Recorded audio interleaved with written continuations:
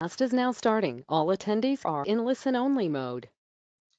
Hello, and welcome to today's webinar, COVID-19 Real-Time Advice for Business, presented by our sponsor, Heffernan.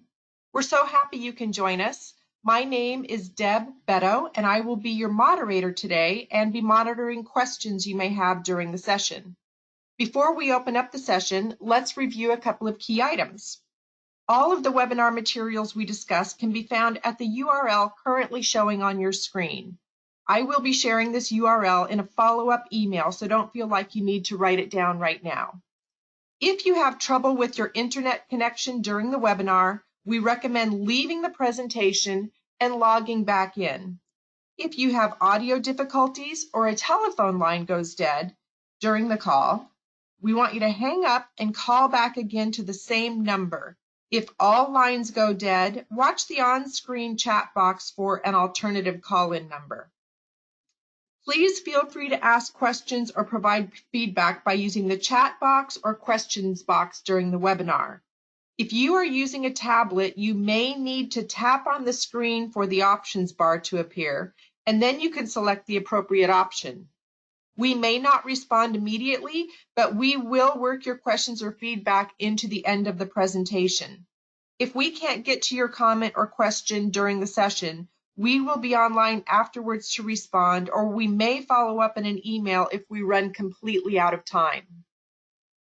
You may also email us at moderator@aspenrmg.com for up to 48 hours after the webinar. This will be a 1-hour presentation. Questions and comments are very much encouraged throughout, and the presenters will be answering questions at the end. And lastly, we have a number of webinars upcoming covering a variety of topics, including those listed at the Heffernan webinar website. In addition, we offer the mandatory preventing harassment training in English 3 times a year. With that, let's begin today's webinar, COVID-19, Real-Time Advice from Insurance Brokers, Employment Attorneys, and Tax Accountants. Insurance may be a slow remedy in the near term, so listen in today to learn what you can do right now to correctly address furloughs, layoffs, and downsizing. Also, get information on how to take advantage of the current tax legislation and funding assistance available to you as a business owner. We have a panel discussion today from 3 different industries. From Heffernan Insurance Brokers, we have Elizabeth Bishop. From the employment law firm of Hirschfield Kramer, we have Steve Hirschfield. He's a partner who will be speaking about unions. We also have John Baum, who's a partner, and Felicia Reed, who's a partner. From the accounting firm of Armanino, we have, From the accounting firm of Armanino, we have Matt Fricke, we have Michael Hogan, and we have Robert Tuvell, who are all partners in the firm. So I'm going to now turn the presentation over to Elizabeth Bishop. Thank you, Elizabeth. Yes. Good morning, everybody. So as an insurance broker, I think the number one thing on all businesses' mind is business interruption actually covered. So I want to start with a story. I was on the phone yesterday with 2 different clients. One was a restaurant chain and the second was a winery. And both CEOs said, gosh, Liz, I know I have coverage because I have business interruption, so let's just get a claim started. And I had to just slow them down quite a bit in their thinking and say, well, it's maybe not going to be as straightforward as that. And so I think I'd like to actually rewind the tape with everybody here on the call today and just go through a little bit of the history as it relates to the insurance business and viruses. So back in 2000. Elizabeth, we can't see your PowerPoint. Oh, I appreciate that. One moment, let me get my technical person here. Hold on one second. I need it right here. Is this what I need? Yeah. Hit that? Yes, just a second. All right. Are we all good? Yes, thank you. Can you see it now? Very good. I apologize for that. Okay. So I had to, again, rewind the tape and and talk about back in 2003, when SARS broke out, the insurance business took pause and they said, wow, and then a pandemic is actually very, very much an existential threat to the financial viability of the insurance industry as a whole. And as such, and they've never really contemplated having a pandemic and actually building in the rate structure that and passing those on to employers in order to contemplate being able to make a payout like that. So they have since, or actually around 2003 and 2004, they started to put viral and bacterial exclusions on most policies. And so that's a really critical thing. And this is a call to action for you right now, if you're an employer, is to actually review your policies, get with your insurance brokers, find out if you in fact have these exclusions in your policies. There is a high chance that you do, but not all policies actually have them. So it is something to look for and to research. So let's now just go through what are the required triggers for coverage. So if for business interruption to actually respond, you need to have direct physical loss or damage to property. Okay, so let's visualize that with a different type of coverage trigger. Let's imagine, in fact, most of us are in California, so it's easy for us to imagine a fire, right? And so when a fire occurs, you have direct physical loss or damage to property, and a business interruption claim is therefore paid out because it triggers coverage. When it comes to this virus, it is going to be much more difficult to actually prove direct physical loss or damage to property. So that is going to be a challenge, frankly. And then you have a second possible trigger that a lot of people are saying. They review the policy, say, oh my gosh, inside this policy, I see civil authority. And if civil authority is involved, potentially this policy should or could trigger. In order actually for civil authority to actually respond, you need to have a covered cause of loss, all right? So we know that most of the businesses have had obviously government shutdown, or encouragement. So, you know, that is an area that also has to have a covered cause of loss in order to pay out. So with that said, frankly, most attorneys are going to challenge both of these areas, all right? So we are going to see that that is in fact going to be a long process. And so there won't be sort of an immediate response from the insurance business. But a little bit of a positive area of good news is the insurance industry has a heart to want to respond, as do insurance brokers. And so collectively, both are getting together with the federal government and looking to create some type of plan with some backdrop from the federal government, helping create a response, at least to partially cover business interruption related claims. All right, so this is, you know, a fluid situation. It hasn't actually happened yet, but it is a desire of the industry. It is a desire for us as insurance brokers to help clients in this at this time to get some type of remedy and be brought back at least partially for their business interruption related claims. So let's talk about what can you do at this time, despite what we know about the unlikely circumstances or the position that most insurance companies will take in saying that their contracts should hold up because they have these virus and bacteria exclusions. The answer is that you more than likely should push on and actually submit a business interruption claim. So, and really to do that as soon as practicable, because policies often require prompt notice, and so if you don't give somewhat of a prompt notice related to a claim, it can give an additional reason for a carrier to possibly deny coverage. So again, even though the early indications are that insurers are going to decline due to the policy exclusions, more than likely that final decision is going to be made by the courts. So we're in new territory here, and so with that, I think I'd like to just highlight some of the initial tips about how to open up a business interruption claim, all right? And so you can see them listed here, and that is to prepare a timeline and to document the changes that you saw in your business. You might have seen a slowdown before you actually had actually a government order to shutter. And so you can reflect that slowdown in whatever it is that your key metric is that you measure your business by, be that, you know, tasting room sales or restaurant sales or occupancy rates or whatever it might be. And I couldn't put the whole checklist actually on this webinar, as you can understand. So what I would like you to do is to get a complete best practices business interruption checklist, and it's a really good checklist. Please email us at covid19@heffins.com. Okay. So let's move on now to workers' compensation. So are there going to be benefits for workers that are infected? And there's really two answers. And it is going to be, the first answer is anybody that's sort of in a first responder position or in the healthcare or health related industry, you are going to have coverage. And for all those other industries, the answer is it may be covered.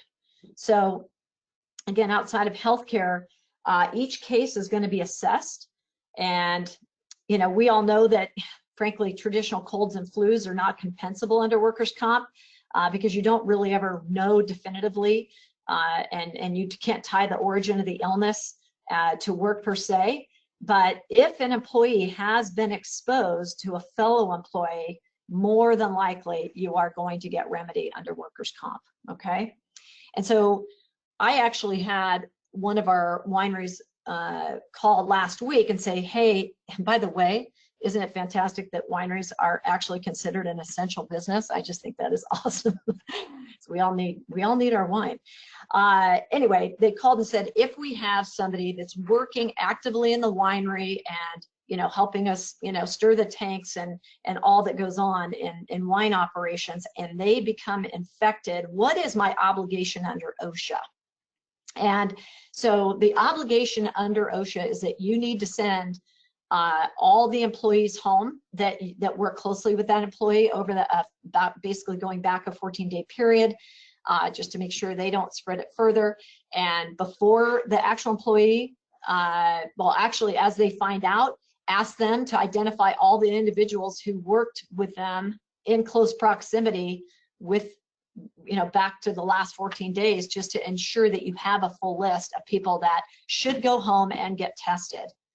And when you send the employee home, don't identify them by name because, you know, ultimately you do risk a violation of confidentiality laws. And then you also are going to want to ask for a cleaning company to come in and undertake a deep cleaning of your workspace. So, and again, if you work in a shared office, this is outside of wine, but if you share an office building or area, you should inform the building management so that they can take precautions before they actually come in to clean. So Lizzie, so we're coming up against some time constraints here, just to let you know. Okay. Very good, I appreciate it. And so ultimately, go to the OSHA website under COVID-19, and they will at osha.gov, and they can give you the full outline there. So my last slide, and I will be brief here, some very near-term actions that you can take is around cyber. Please communicate very clearly and consistently and often with your employees that home office security is going to be compromised. Our criminals that are out there trying to create cyber crime are going after the fact that most people are at home. They don't have the barriers and the walls, and so please ask employees to be very diligent about not opening up attachments and just get that out in front of them weekly. Please do contact billing departments around your insurance, and if you want to defer or reduce premium payments, talk directly with your insurance carriers. Work with your broker to reduce your sales and payroll to get through this period. And if you do have a policy that's coming up in the next 30 to 60 days, please ask for a 90-day extension if you can get it, all right? And lastly, if you do need to shutter your business even temporarily, please review your vacancy clause just to make sure that you comply, all right? So that wraps up, you know, the current landscape and action items for business interruption, workers' comp, and some certainly near-term action items. And so I'd like to now turn it over the presentation to the one and only Steve Hirschfield, who is the managing partner of Hirschfield Kramer, which is a very, very highly respected employment law firm, and members of his team. Take it away, Steve. Steve, you are self-muted, so Steve, you'll want to unmute. There you go. Can you hear me? Can you hear me now? Yes. Okay, good morning. Thanks, Lizzie. Look, we're facing unprecedented times in the HR legal arena. Having done this for 38 years, I can tell you that I've helped clients through the 87 recession, dot-com crash in 2000, and the 2008 recession, but nothing compares with this from a legal perspective. Those prior crises were driven, as we all know, by economic and financial troubles. This crisis is different. Trying to figure out the ongoing demand for a business's products and services in this climate is daunting. And juggling that with determining how many employees you need and whether some or all can continue to work and be productive and safe at your work site or work remotely is a tremendous challenge. Compounding these challenges is the fact that the legal landscape has changed a lot over the last several years, and there are many more laws and regs that impact the decisions you make. So we're going to spend literally just a couple of minutes quickly highlighting for you the most critical labor employment law issues that you need to be aware of. Keep in mind that some of these laws are brand new. One important one won't even go into effect until April 1, and the regulations interpreting them haven't even been issued yet. So the 27 lawyers in our firm are using their collective judgment, wisdom, and experience in helping to guide our clients through this maze of rules and regs, many of which are less than crystal clear. Some decisions you make could create significant potential liability to your business, and when you're forced to make a judgment call, please run it by your lawyer first.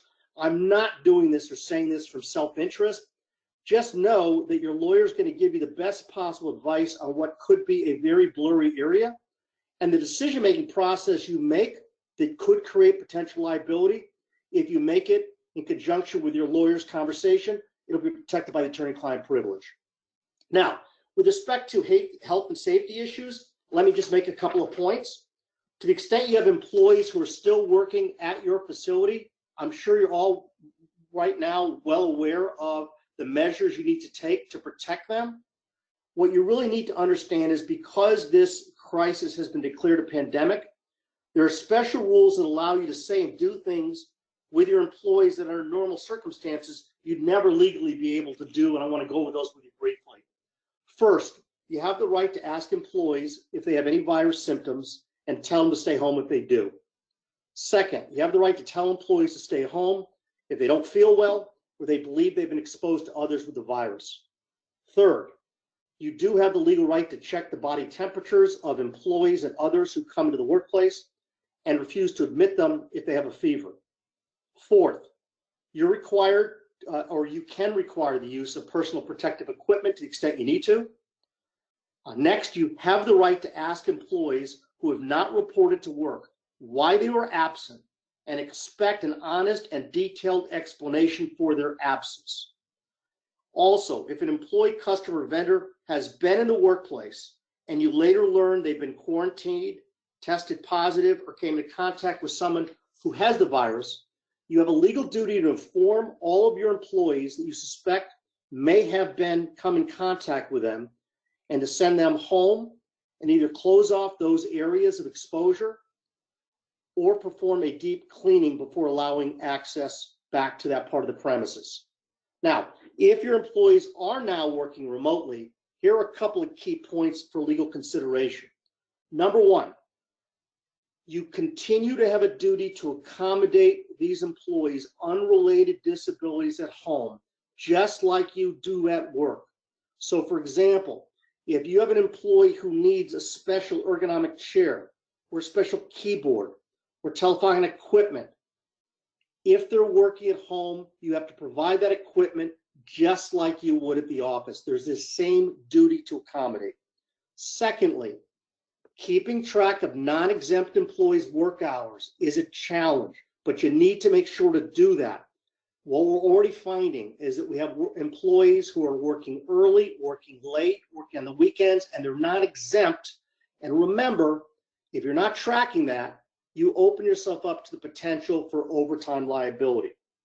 In addition, we have a pretty quirky law here in California called Labor Code 2802 that makes it clear that if your employee is performing services for you and they're expending money on your behalf to perform those services, you're supposed to be reimbursing them for that.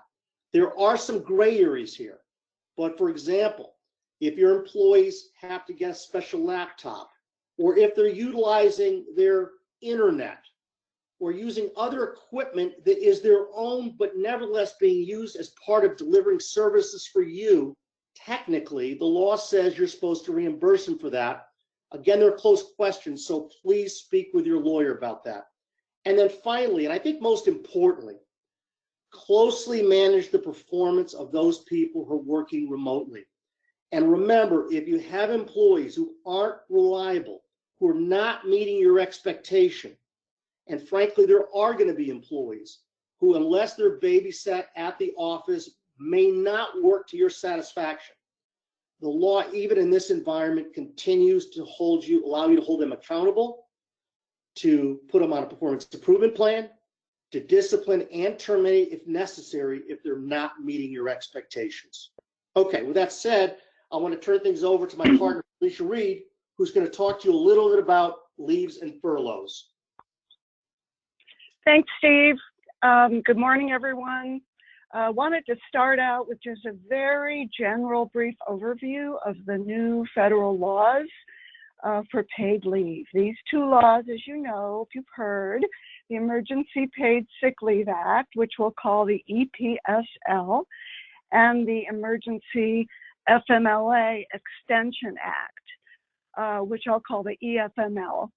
Just as a shorthand here, they only apply to employers of less than 500 employees as of the date of leave.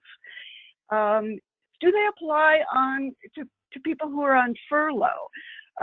In other words, just temporarily not working due to the order.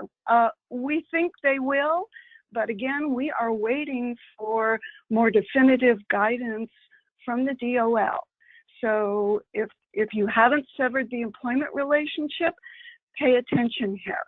But for employees, for those who have been laid off or terminated, these laws will likely not apply since they aren't employees. You know, there's a lot of open questions about these laws, how they integrate with other benefits, their scope. And again, we're waiting for the DOL regulations. We're tracking the DOL thinking through our high-level contacts at the agency.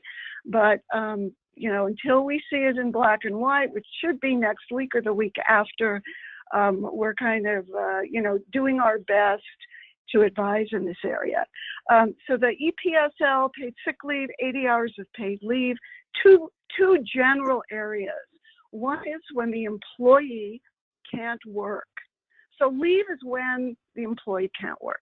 So the employee can't work because of they're subject to quarantine, or they are subject to an isolation order, like the isolation order we have in California, we believe. Again, the scope of this is unclear. Or if they have symptoms, that's employee leave. Family paid sick leave is when the employee needs to care for a family member under those circumstances, or they have a child with a school closure or closure of the child care facility that they now need to provide their own child care. Extended FMLA, EFMLA, is only available due to child care closures. So the paid sick leave is 80 hours, 2 weeks of leave, pro rata for part-time employees. The extended FMLA is up to 12 weeks of leave for child care purposes. And the pay is a regular rate, subject to certain maximums, a maximum of $511 per day for employee leave under the paid sick leave, a maximum of $200 per day for family leave under either paid sick leave or extended family medical leave. Now, there are tax credits and other relief available to employers providing these benefits, which our friends at Armanino will be talking about a little later in this webinar. But in thinking what's available under these laws, because various benefits may be available, we I think it makes sense to think about what the reason for leave is. Do you have work available? But the employee can't do it because of some isolation order or because the employee has childcare responsibilities. Probably they would be eligible for emergency paid sick leave.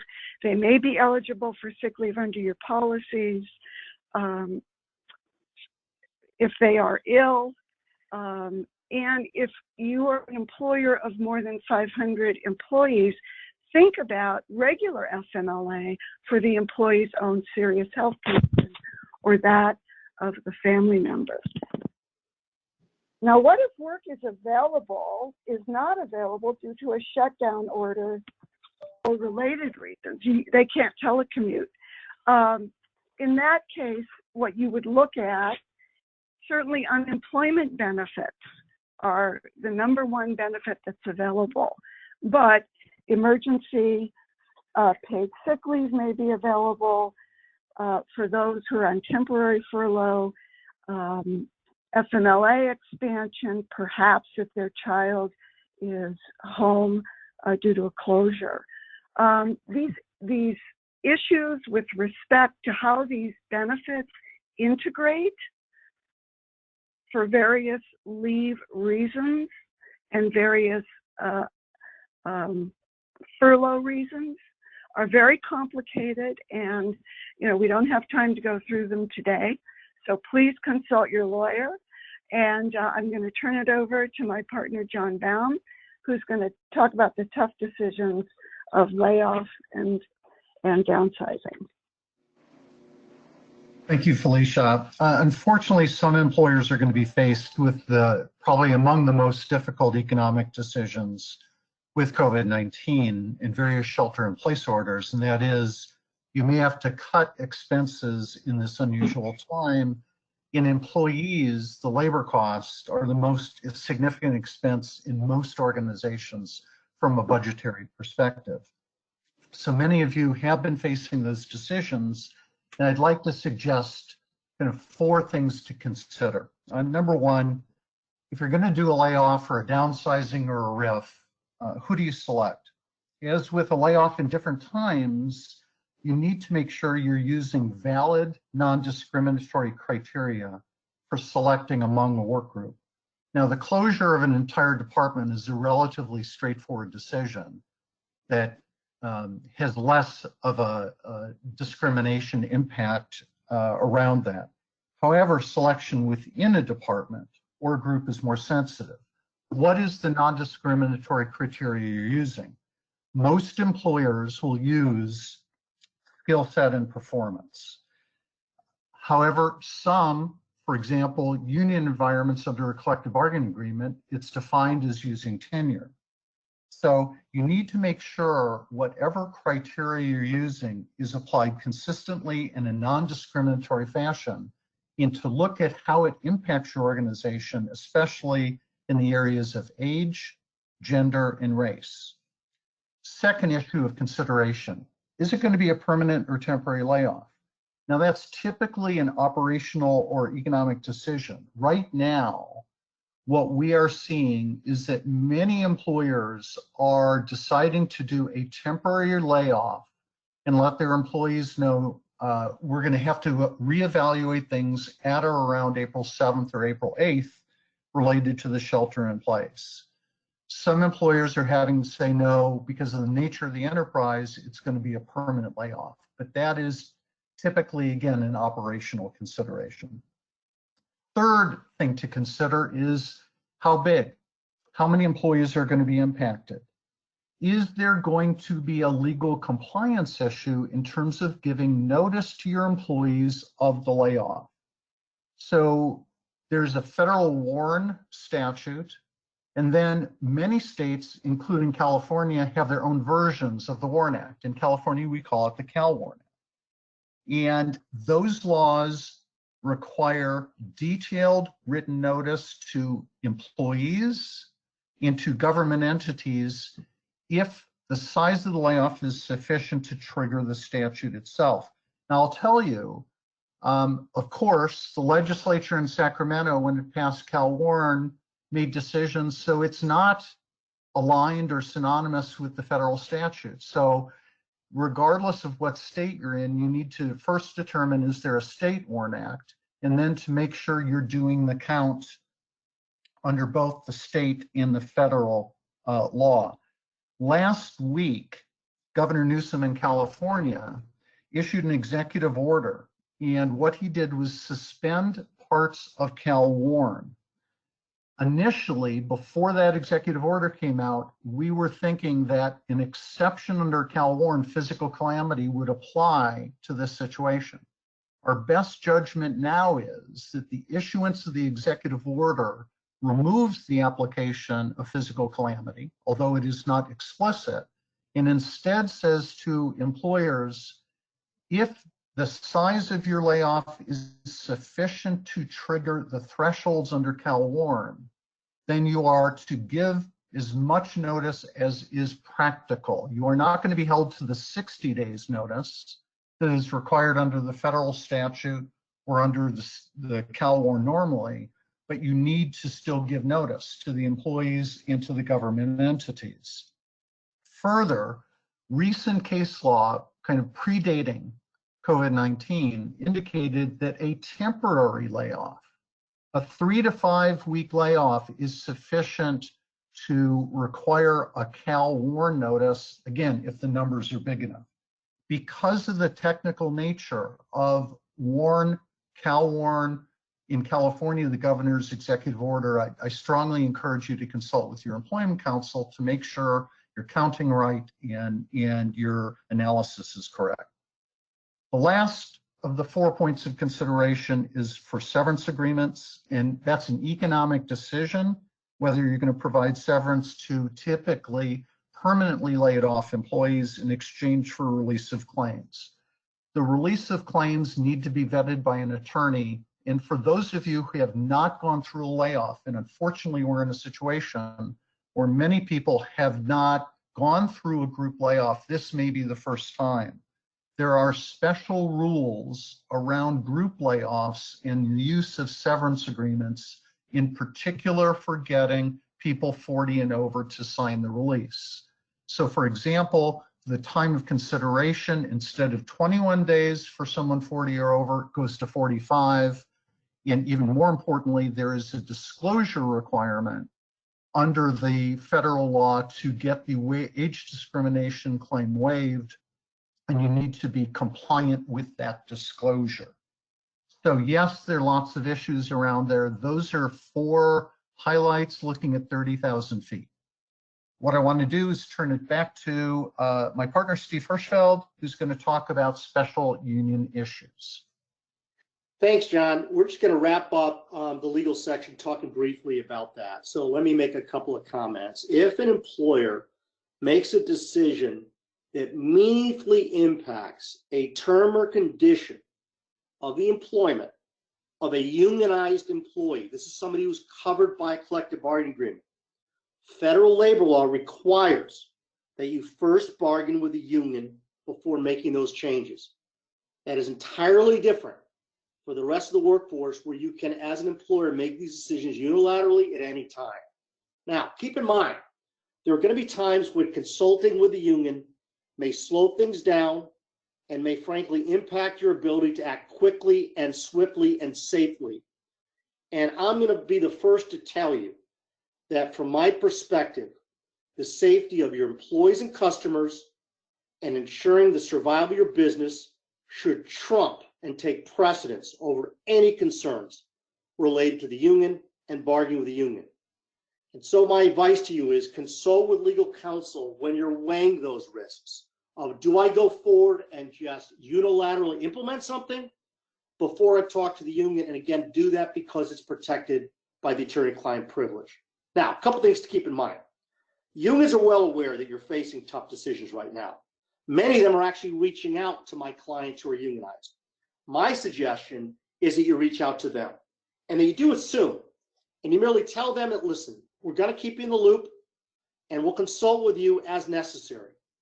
and that you tell them that if employees are raising issues right now that concern decisions you're making in light of this virus, that rather than go through the cumbersome, lengthy process of filing a grievance, tell them to pick up the phone and call you.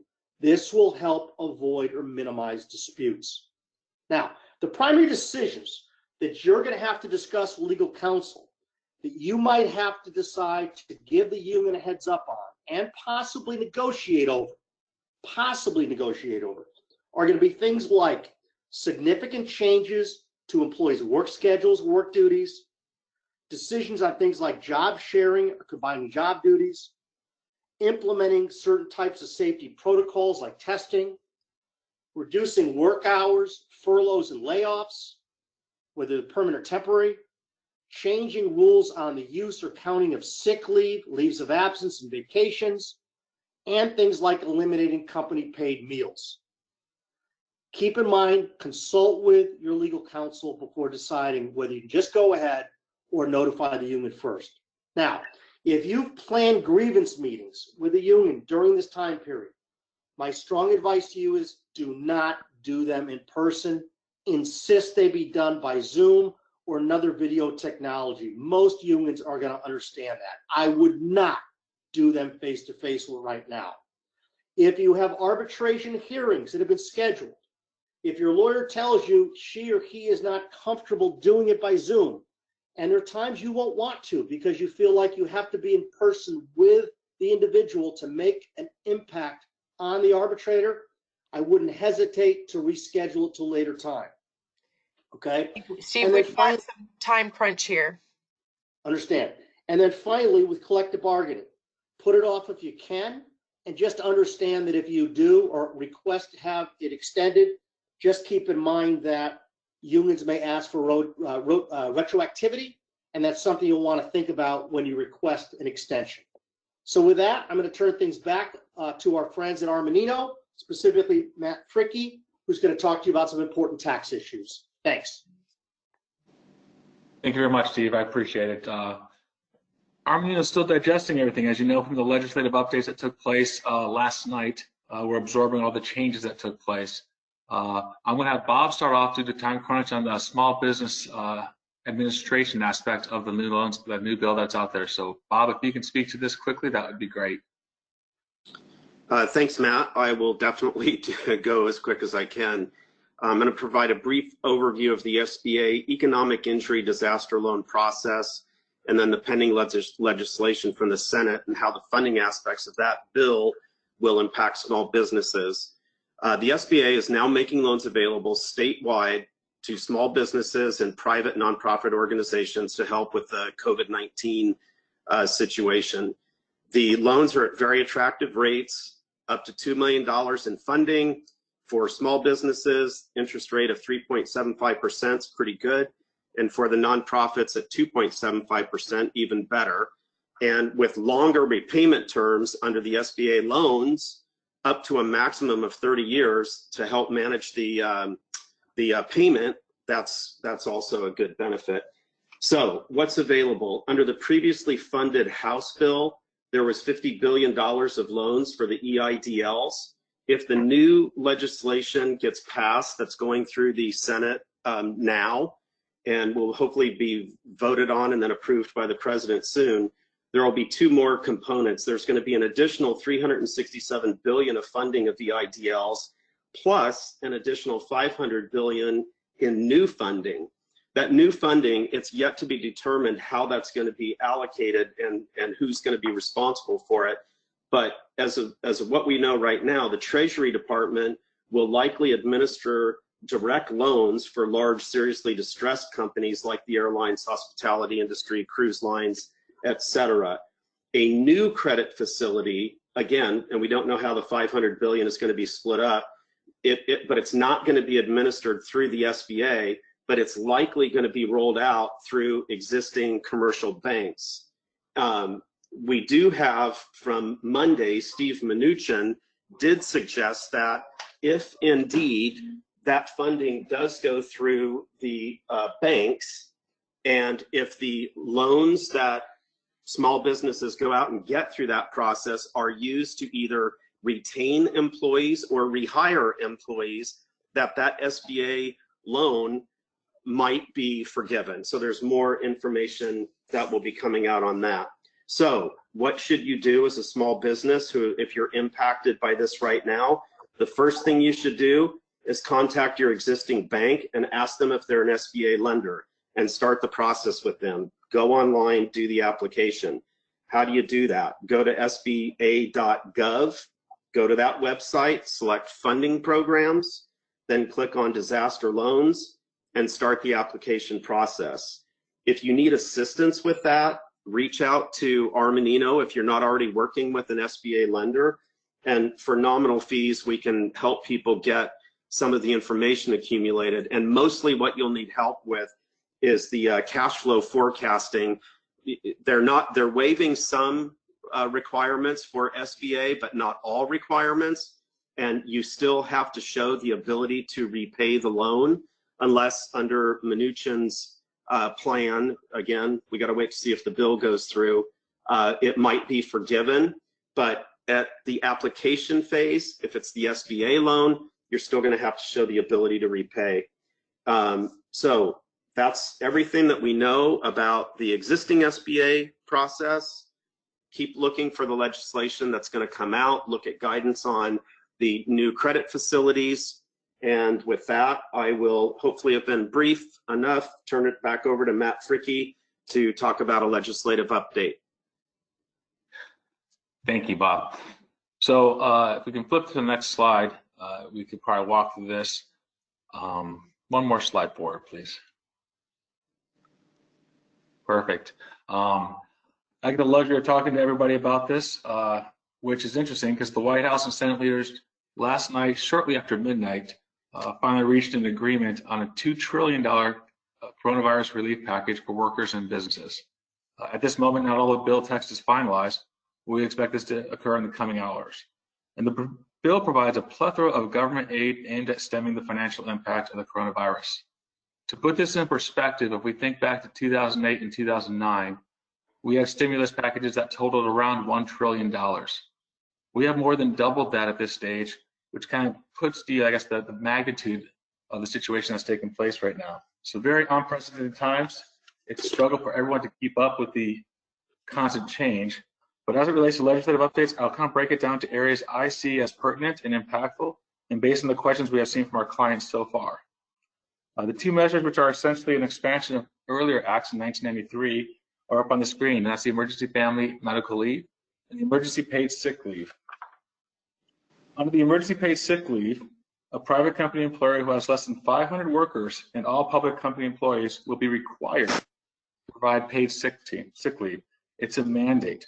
Full-time employers receive 2 weeks, and part-time employers have an average hour worked calculation over a 2-week period. There are specific requirements, such as an order of isolation or quarantine, an employee having COVID-19 symptoms, or requirements to provide care for a family member or for a child whose school or place of care is closed due to public emergency.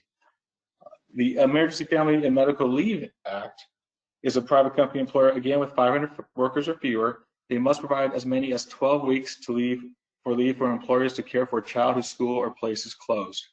Here again, there are limits in amounts being paid, both daily and in total time leave. These two acts together, I think, are capped at 12 weeks, and I believe there's a $12,000 cap based on that. The act does go through 12/31/2020. They are expanding it to 2021, but the time that impacts between those two areas as a deferral, it's not an exemption. So those amounts that you get deferred there will have to be paid back over the course of time.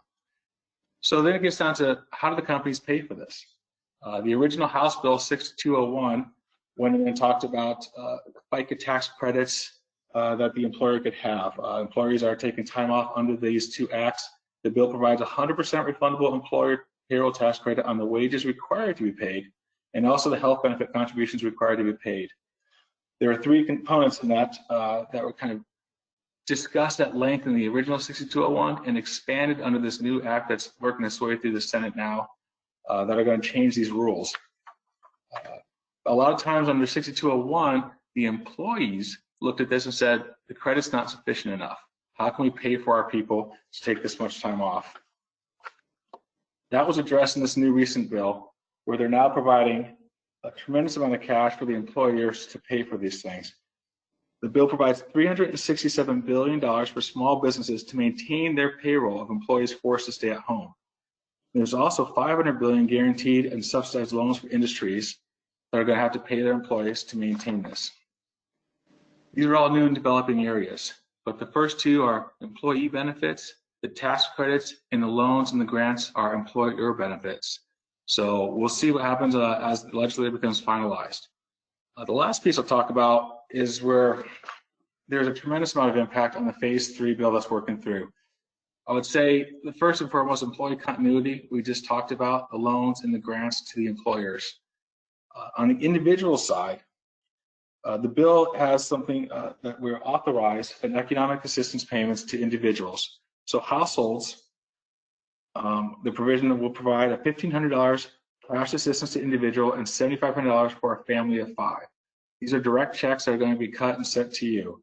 Households with 2020 income of over $150,000 and $112,500 per head of household and $75,000 for single filers will be required to pay back part of that assistance over 3 years.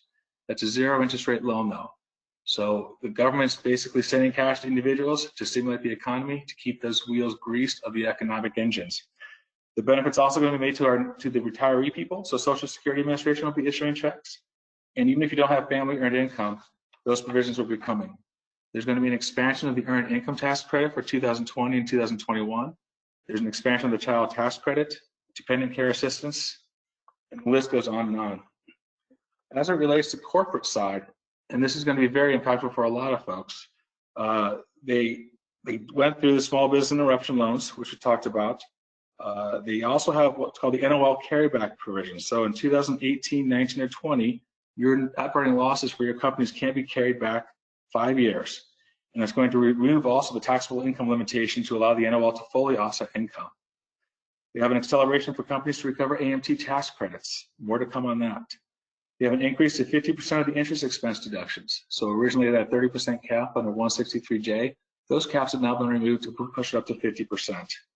There's also an immediate write-off cost to improve facilities instead of having to depreciate those over time. So again, the law is still coming through. There's going to be modifications and adjustments to it. But at this stage, we can say there's $2 trillion of economic stimulus coming back to the people. How that's going to work through our system and keep our economy stimulated is yet to be seen. With that, I think I should probably pass it over to Michael Hogan, who's going to talk specifically about companies that are struggling to make these times work. Thank you, Matt. Want to go to the next, actually, I think it's 2 slides. Yeah, perfect. So my name is Michael Hogan. I'm with Armanino. I lead our corporate finance and restructuring practice. And what we're hearing from clients right now, we wanted to kind of share with you just sort of our view of where things are. Right now, we're hearing a lot of people worried about very immediate short-term needs.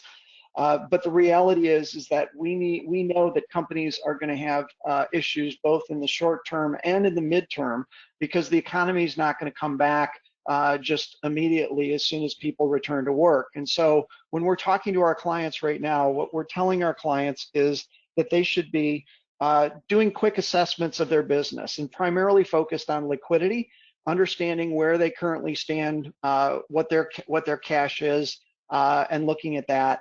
But then starting to look at developing a plan, and the plan is different than a typical plan. And again, we stress to our clients that it's a marathon, not a sprint. There are certainly things that you need to deal with right away, but you also need to build a plan that looks out over what we like to do as a 13-3 plan, which is just a straight 13-week cash flow, a weekly cash flow followed by another 3 months on top of that to give people a framework for understanding where they are and also what their options are as they look at it, and then developing a plan. The hardest part in the plan is that given the lack of surety around what the timelines are here, companies need to be very conservative, very realistic. Being optimistic right now is not the right choice. So we're definitely stressing with our clients to think hard. If you do have to make changes, make them a little harder than you normally would, because it is going to take longer to come back. Next is just implementing the plan. And I think the point here is making sure the plan is focused on some of those near-term achievable. You can't solve every problem, but you can solve some of your larger, we'll call them low-hanging fruit, or things that are achievable. Focus on those things. You're not going to be able to change the world and the market in the near term. Finally, making sure in that plan that you build in measures. And the reason for that is to see how you're doing against the plan so you can adjust quickly. If you are doing that, that way you can adapt as you're moving through the plan and moving forward. And so that's what we're talking to our clients about. We're trying to get them to go from just focusing on what is the big problem in the next day or week, but starting to think about the fact that the market, when they're ready to come back, they need to be prepared for it. They need to have the ability to move forward, and they're going to have a first mover advantage if they are ahead of the curve on that. So that's what we're talking to our clients about. So we are up on a time constraint here.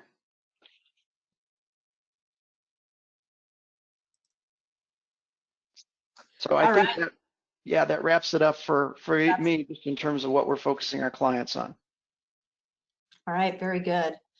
Well, thank you very much. We certainly hope everybody found value in the actionable items that we reviewed today in our webinar. I wanted to highlight, before we get to questions, I wanted to highlight that given that this is a fluid situation and obviously things are going to continue to develop, we're going to have a follow-up webinar next Wednesday at 10 a.m. and just kind of go through what are the more up-to-date items that have transpired more in the last week, or just other issues that we can bring to bear that we think will be helpful for our clients. So with that, now I would like to turn it over to the question session, and we are going to take a series of questions. We might be able to take a few that help us push just past the hour, but let's see how many we can get in initially. So I'll leave it over to you, Deb. So we've got 52 questions. I don't think we're going to get to all of the questions in the next few minutes. However long the presenters or the attendees can stay on, that would be great. We will try to wrap it up as shortly after 11 o'clock as possible. If we don't get to your question, we will follow up afterwards with an email. So a lot of the questions relate to the sickness leave, but I'm going to just take them in the order that they came. If you are one of the businesses that's been asked to shelter in place, is your company eligible for the 80 hours sick pay?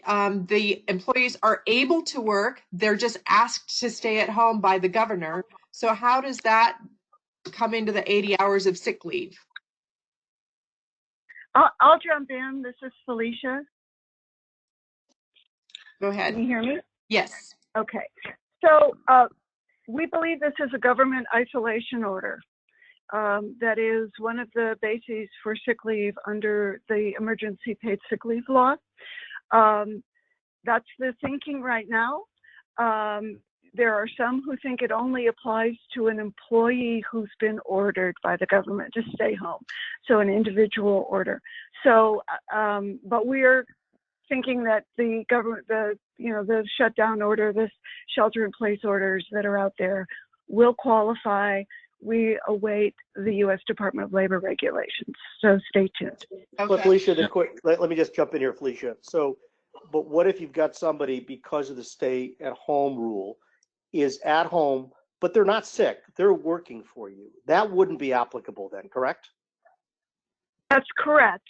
So they are working. They are not on leave. That's Exactly.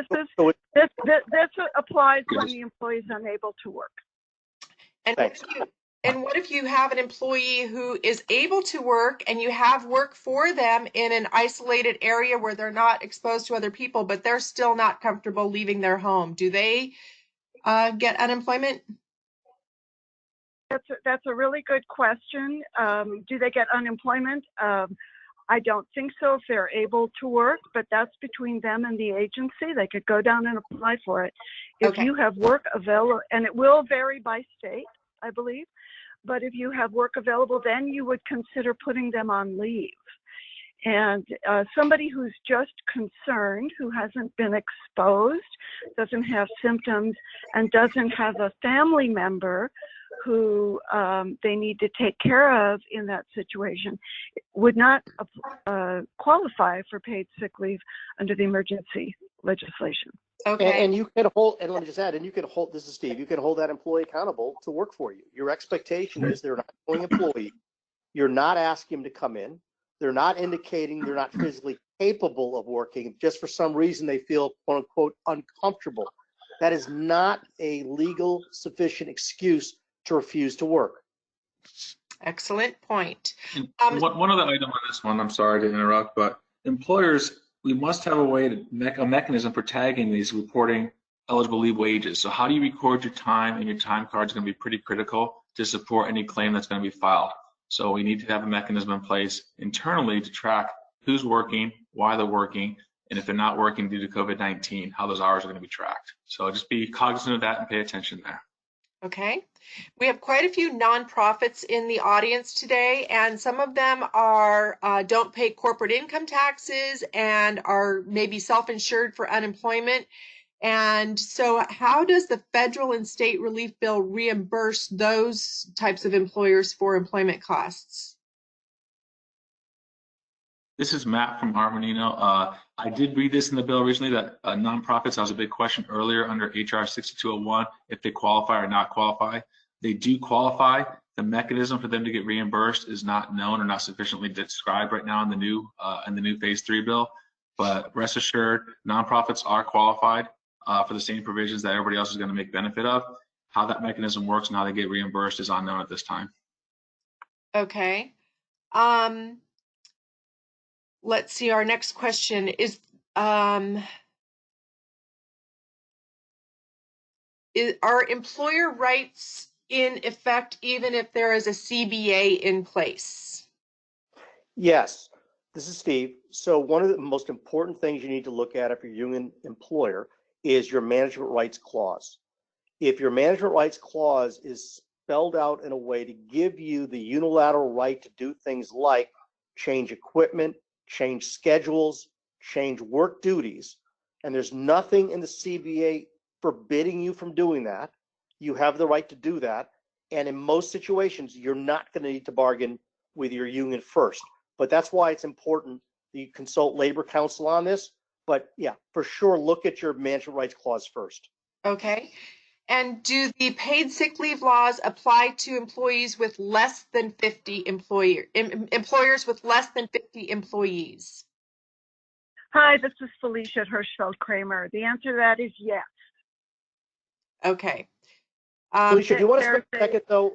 Can I just jump in, Felicia? Do you want to just spend a second on people that are unable to afford it who are under 50?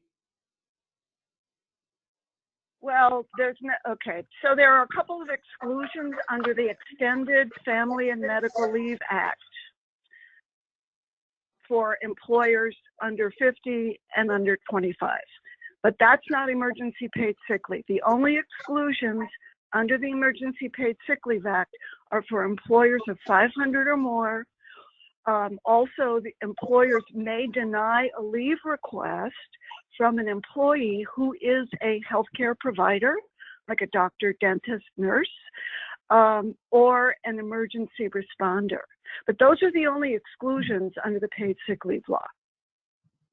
The Family Medical Leave Act expansion has some partial or full exclusions for employers of 50 or less, employers of 25 or less. But I don't, if someone wants to ask a question about that, I can answer it. But that's paid sick leave is much broader. And let me just add, this is a moving target.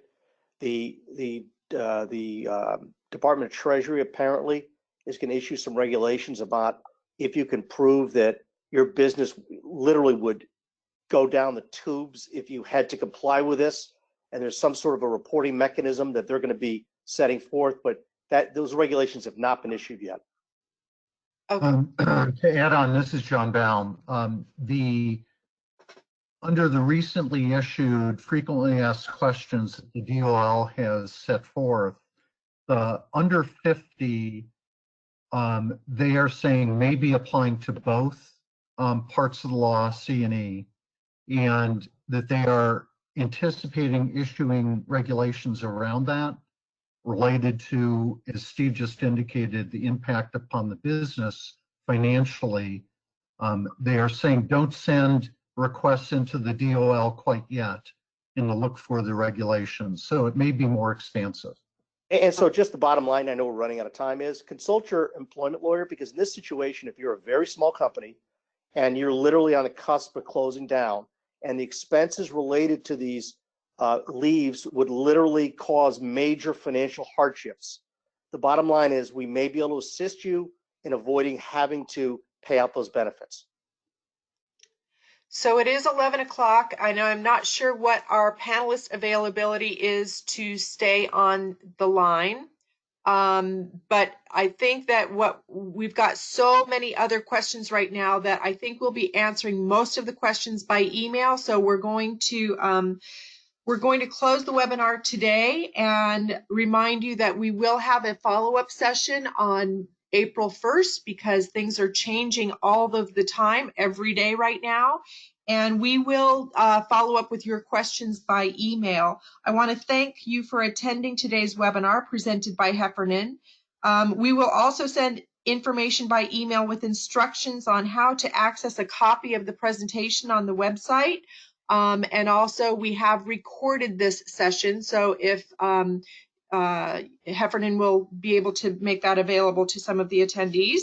And thank you to all of our esteemed presenters for your time and expertise today.